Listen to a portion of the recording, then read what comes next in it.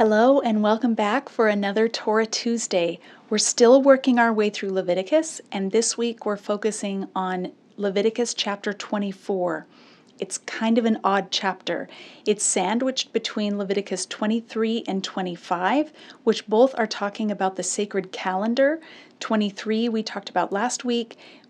Depicts the yearly festivals that the Israelites were to honor, the sacred time in which they participated, and chapter 25 also talks about sacred time, but in the sense of cycles of years. We'll talk about that next week.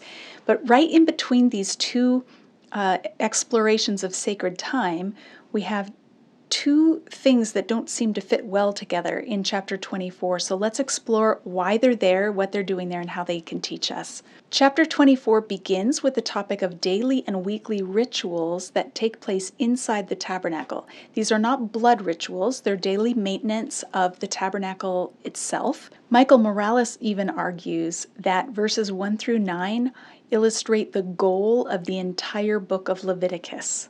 So we would be tempted to just skim right on by them, but he says these are really significant. So here's how. First of all, God tells the people through Moses to bring oil, olive oil, to the tabernacle so that it can be put in the lamps as fuel. Remember, there's a lampstand inside the tabernacle. It has 7 lamps on it, and it's meant to give light in this otherwise dark tent that has no windows. Aaron's job is to go in there every day and make sure that the lamps stay lit. Now, what's interesting is that the word for lamps or lights in this passage in Leviticus 24 is ma'or, which is a relatively rare word that also appears in Genesis 1:14 to describe the lights of creation, the lights in the sky, the sun, moon, and stars. Now, if you'll recall, when we were in Genesis chapter 1, we talked about how the lights in the sky had a job to do. Their job was to rule over the day and the night and to mark the times and seasons and festivals. And so now we're to the point where we're learning about the festivals. We've just learned about the festivals in chapter 23, and now we have reference to the lights again. And so probably these 7 lamps are supposed to remind us of the lamps or lights of creation that are marking sacred time. The other thing that we see in chapter 24 is they bring 12 loaves of bread and they lay them on the table opposite the lampstand. And these 12 loaves, of course, symbolize the 12 tribes of Israel who are brought into the presence of God, where the light of God's presence shines on them all week long. So this is what Morales says is so significant. The loaves are brought in on the Sabbath, and they stay there until the next Sabbath, and then the priests eat from them. They eat these loaves that have been soaking in God's presence or basking in his presence all week long. And Morales says this is the whole goal of the book of Leviticus and the tabernacle system, that the people of God would bask in the presence of God, and that they would become holy by being in God's presence. And so the bread symbolizes that. And it's significant that it happens on a Sabbath, that the bread is brought in on a Sabbath and lasts until the following Sabbath.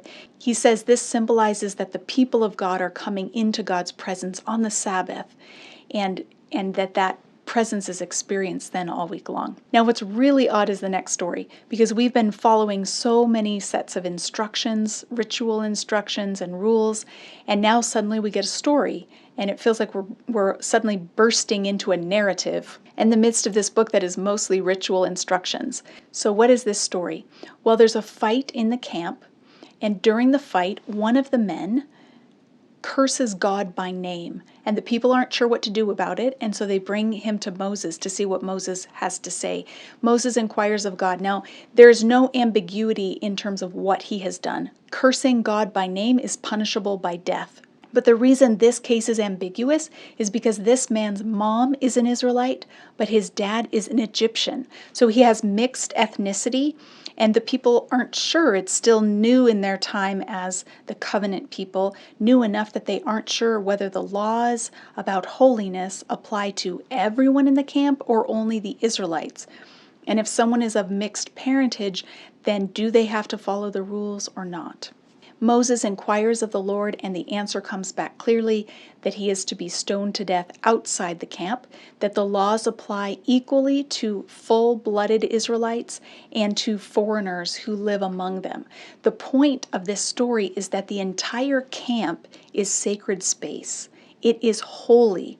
Not to the same degree that the tabernacle is holy, but it's still holy to the degree that the people have to be very careful to honor God and honor his name in the midst of the camp, or they put each other at risk.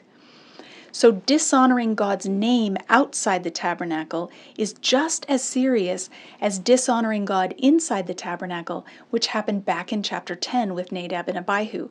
So we're still trying to work out the implications of Nadab and Abihu's sin in chapter 10 when they entered with unauthorized fire before the Lord and were killed. Leviticus is still trying to resolve that death and prepare the people so that it doesn't keep happening. So how do these two things fit together?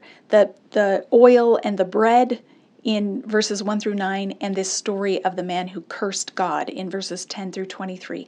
Well, Morales says here we have the ideal in verses 1 through 9, that the people of God would bask in his presence and become holy by doing so. And then we have the contrast to that ideal, which is when one member of the community dishonors God and therefore profanes God's name in the community, and that sin has to be dealt with. So I've already mentioned that chapter 24 is bounded on either side by a chapter that deals with sacred time. Now I hope it's become clear that chapter 24 has to do with sacred space.